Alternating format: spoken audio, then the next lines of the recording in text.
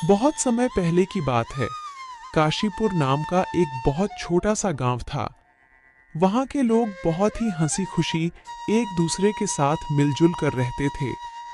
इस गांव में हरिया नाम का एक व्यक्ति रहता था। उसके परिवार में उसकी पत्नी और 2 बच्चे थे। हरिया के पास 2 गायें थीं, जिनका दूध बेचकर वह अपने जीवन निर्वाह करता था।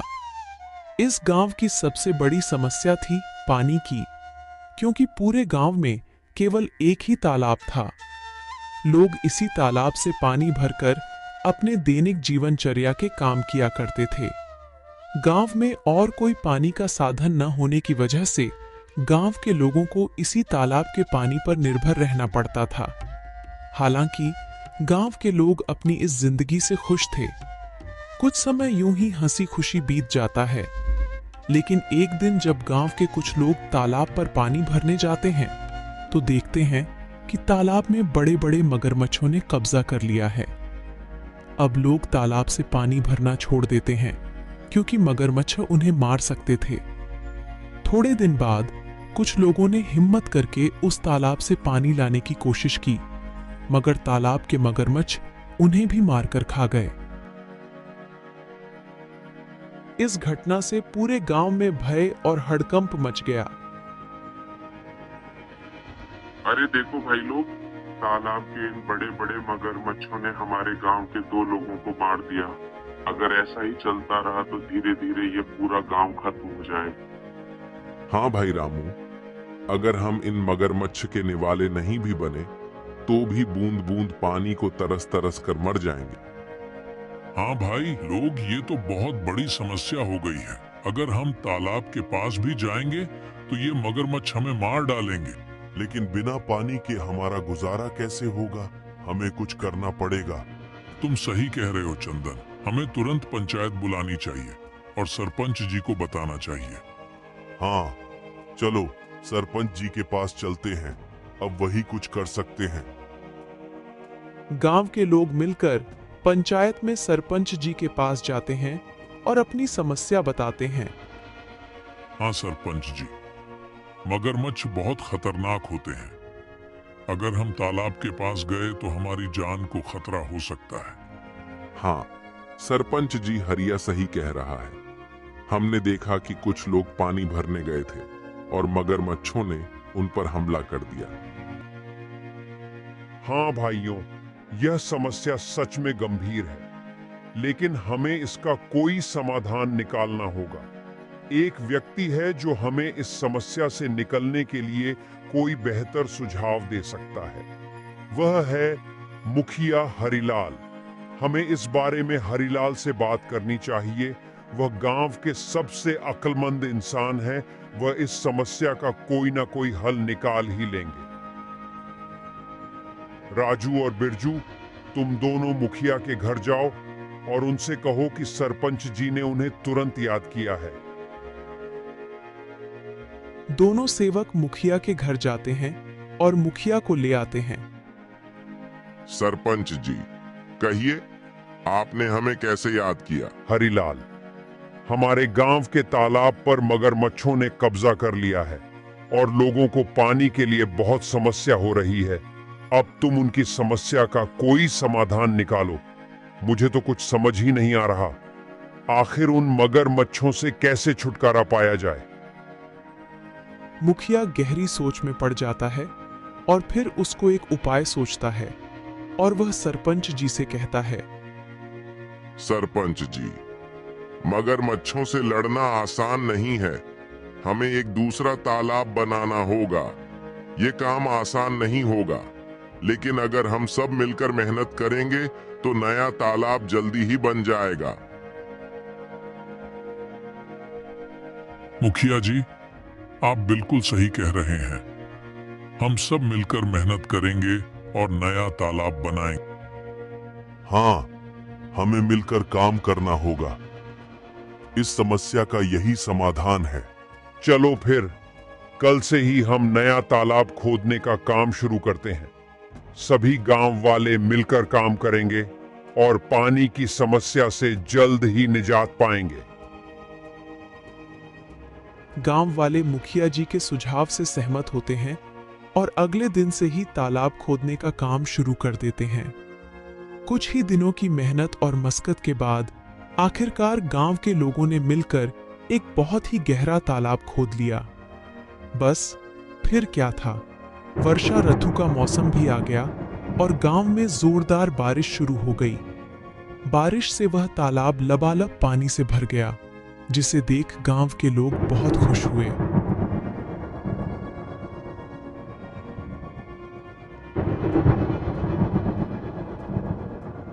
अरे हरिया, यह देखो, हमारा तालाब कैसे पानी से भर गया है।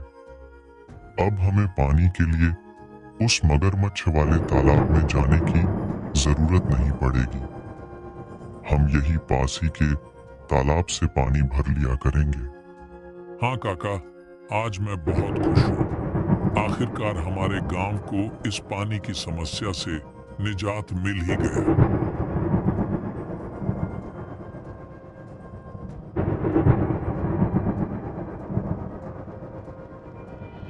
ऐसे ही कुछ दिन हंसी खुशी बीत जाते हैं।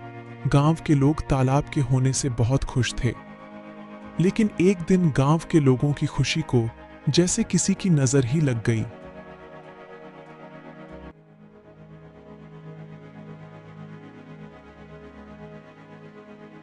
सुनिए जरा, ये तालाब से मटकी भरकर ले आना। घर में पानी खत्म हो गया है। और हाँ, थोड़ा जल्दी आना। वहाँ गांव वाले लोगों से बातें करने मत बैठ जाना जब तक मैं आपके लिए गाय का दूध निकाल देती हूँ। ठीक है राधा, लाओ 2 मटकी मुझे, मैं अभी पानी भर लाता हूँ। जब हरिया मटकी लेकर तालाब के पास पहुंचा तो उसने देखा वहां पर मुखिया हरिलाल खड़ा है और वह गांव वालों से पैसे ले रहा है। हरिया ने एक व्यक्ति को रोककर पूछा, भैया क्या बात है? ये मुखिया जी किस चीज के पैसे ले रहे हैं? अरे भाई हरिया, क्या बताऊं अब तुम्हें। अब यह मुखिया जी हमसे इस पानी के पैसे ले रहे हैं।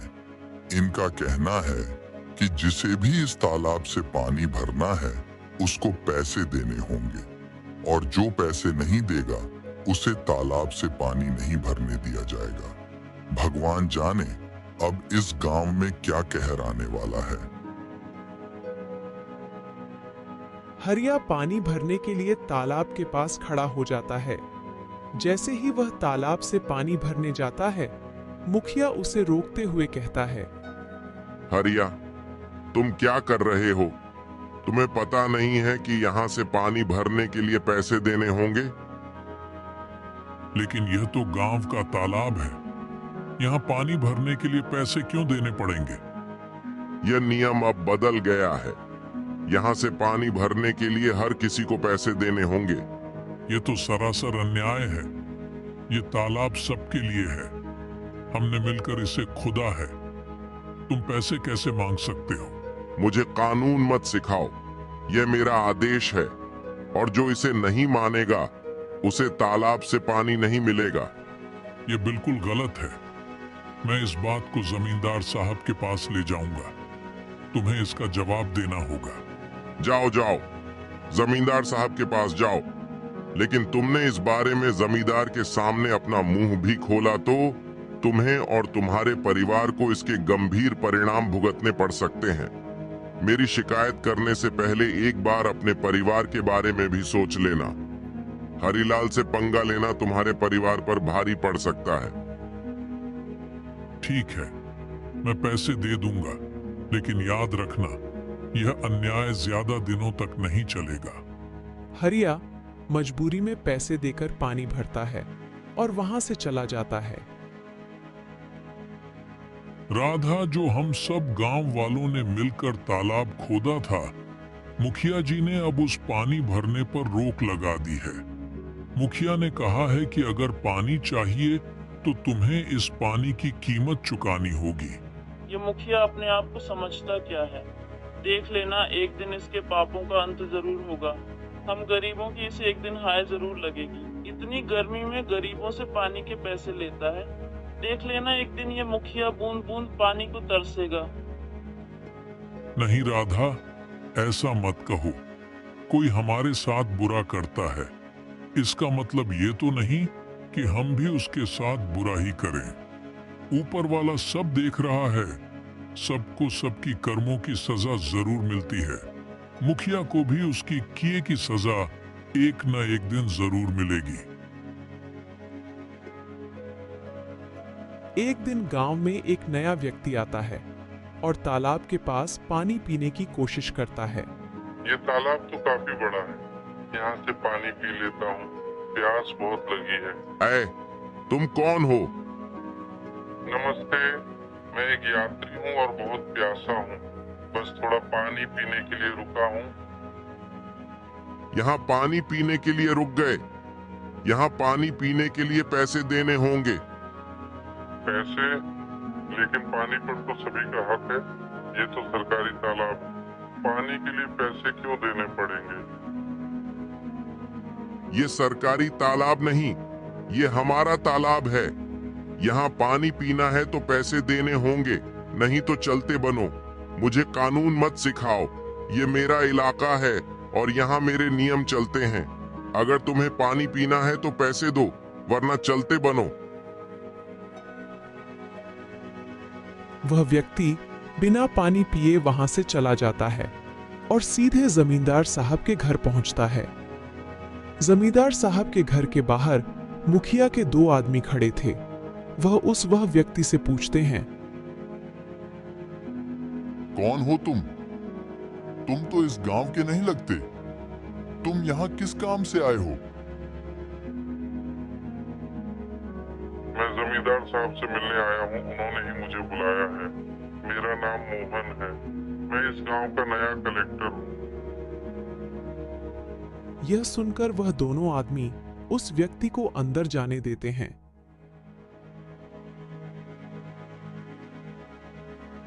नमस्ते जमींदार जी, मैं इस जिले का नया कलेक्टर हूँ, मेरा नाम मोहन है। नमस्ते कलेक्टर साहब, आइए बैठिए। मुझे बताइए आप यहाँ कैसे आए? जमींदार साहब, मैं यहाँ एक गंभीर समस्या के बारे में बात करने आया हूँ। मैं गांव के तालाब पर गया था और प्यास लगने पर पानी पीने की कोशिश की, लेकिन मुझे पानी पीने से मना कर दिया गया और पानी पीने के लिए पैसे मांगे गए। क्या ऐसा किसने किया? वहाँ मौजूद एक व्यक्ति ने मुझे साफ मना कर दिया और कहा कि बिना पैसे दिए पानी नहीं मिल सकता। तालाब का पानी तो सबके लिए मुफ्त है, यह बहुत गलत है। मुझे माफ कीजिए कलेक्टर साहब, मैं तुरंत इस मामले की जांच करूंगा। जमींदार साहब गुस्से में बाहर खड़े मुखिया के दोनों आदमी को अंदर बुलाते हैं। हमारे गांव में यह क्या चल रहा है? तुमने मुझे इसकी खबर क्यों नहीं दी? मैंने तुम दोनों को किस लिए काम के लिए रखा है? अब तुम सीधे सीधे यह बताओ कि यह जो कलेक्टर कह रहे हैं वह क्या सच है? कलेक्टर साहब का कहना है कि हमारे गांव के तालाब पर गांव के लोगों से पानी के पैसे लिए जा रहे हैं। सच सच बताओ मुझे। जमींदार की फटकार से वह दोनों आदमी सब उगल देते हैं। जी जमींदार साहब, वह मुखिया हरिलाल हैं जो गांव वालों से पानी भरने के पैसे ले रहे हैं। हमने उन्हें बहुत समझाने की कोशिश करी, लेकिन वह नहीं माने। उस मुखिया हरिलाल की इतनी हिम्मत, उसने मेरे पीठ पीछे गांव वालों के साथ ऐसा व्यवहार किया। जाओ मुखिया को अभी बुलाकर लाओ, और हाँ, साथ में सारे गांव वालों को भी एकत्रित करके यहाँ लाओ। थोड़ी देर में मुखिया के साथ ही सारे गांव वाले भी जमींदार साहब के घर पहुंच जाते हैं। गांव वालों, आज मैंने आपको एक जरूरी मुद्दे पर चर्चा करने के लिए बुलाया है। हमें पता चला है कि तालाब के पानी के लिए आपसे पैसे वसूले जा रहे हैं। क्या यह सच है? सरपंच जी, ये सच है। हमें हर बार पानी भरने के लिए पैसे देने पड़ते हैं। हमारे साथ बहुत गलत हो रहा है सरपंच जी। हम पहले से ही मुश्किल में हैं और यह नया नियम हमारे लिए बहुत भारी पड़ रहा है। मुखिया, तुम्हें क्या कहना है? क्या ये सच है कि तुमने पानी के लिए पैसे वसूले हैं? तभी मुखिया का ध्यान उस व्यक्ति के पास जाता है जिसे मुखिया ने पानी पीने से मना कर दिया था। अरे ये व्यक्ति यहाँ क्या कर रहा है? अच्छा, तो इसीलिए लगाई है। मेरी शिकायत देख लूंगा इसको तो मैं। बोलो हरिलाल, ये सब क्या चल रहा है? सच का तो मुझे पता चल ही गया है, लेकिन एक बार ये मैं तुम्हारे मुंह से सुनना चाहता हूं। जमींदार साहब, मैंने ये सोचा था कि इससे गांव के विकास के लिए पैसे जमा होंगे, लेकिन अगर ये गलत है तो मुझे माफ कर दीजिए। माफी का समय अब नहीं है। तुमने गांव वालों और हमारे कलेक्टर साहब के साथ गलत किया है। मुखिया, मैं तुम्हें इस पद से तुरंत हटा रहा हूं। तुमने अपने पद का दुरुपयोग किया है। अब गांव वालों को तुमसे कोई परेशानी नहीं होगी। मुझे माफ कर दीजिए जमींदार साहब। माफी मांगने से कुछ नहीं होगा। अब से तुम इस पद पर नहीं रहोगे और गांव के किसी भी फैसले में तुम्हारा कोई अधिकार नहीं होगा। जमींदार साहब, हमें तो लगता था कि यह तालाब सभी के लिए है, लेकिन मुखिया जी ने इसे अपनी संपत्ति ही बना लिया है। गांव वालों, मुझे खेद है कि आपको ऐसी कठिनाइयों का सामना करना पड़ा। मैं आपको आश्वासन देता हूं कि आगे से ऐसा कोई अन्याय नहीं होगा। तालाब का पानी अब सभी के लिए मुफ्त होगा। धन्यवाद जमींदार साहब, आपने हमें न्याय दिलाया।